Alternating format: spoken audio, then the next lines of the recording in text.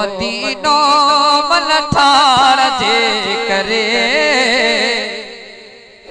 जको डाड्या सुभान अल्लाह चंदो अल्लाह से हिन साल ने केरो दे रसूल जी ज़ियारत कराई महकी पयो मदीनो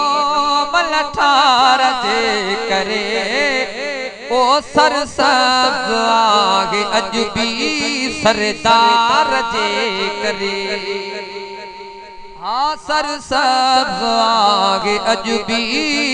सरदार जे करे मकी पयो मदीनो मन ठार जे करे सरसब्ज आगे अजबी सरदार जे करे ओ दिल परा जतर खड़ी के आया दावतू महबूब खे वणी वियो मिठड़न जुमाबतो ओ दिल परा जतर खड़ी के आया दावतू महबूब खे वणी वियो मिठड़न जुमाबतो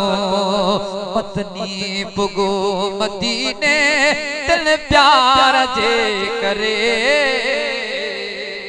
हाँ मदनी पुगो मदीने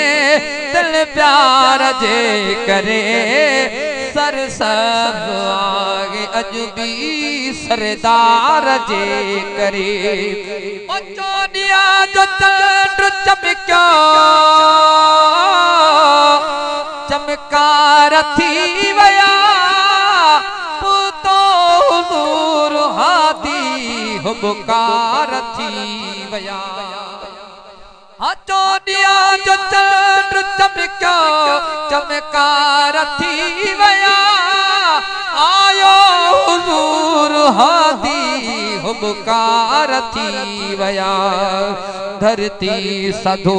बिजी वई दिलदार जे करे धरती सधो बिजी वई दिलदार जे करे सरसब्ज आगे अजबी सरदार जे करे ओज ताया शिकन जो मिलो उतमत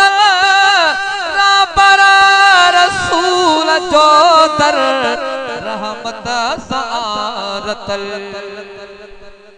आज ताया शिकन जो मिलो उतमत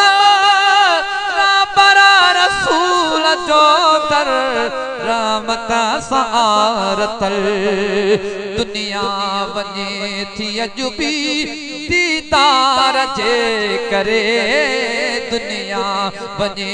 थी अजबी दीदार जे करे सरसब्ज आगे अजबी सरदार जे करे ओ इंसान बेकदरा जाने नथो सके गालियों दिमाग में ही आने नथो सके हाँ इंसान बेकदरा जाने नथो सके गालियों दिमाग में ही आने नथो सके शिकलियों नथियों बदल चल शिकलियों नथियों बदल चल शबादार जे करे ओ सरसब्ज आगे अजबी सरदार जे करे ओ महबूब मीर जशल पारे में घर मिले शहजादो शहजादो शहजादो सिक्का मझा पियो साईं जो दर्द से हाँ महबूब मीर जशल पारे में घर मिले शहजादो सिक्का मझा पियो साईं जो दर्द से घर थो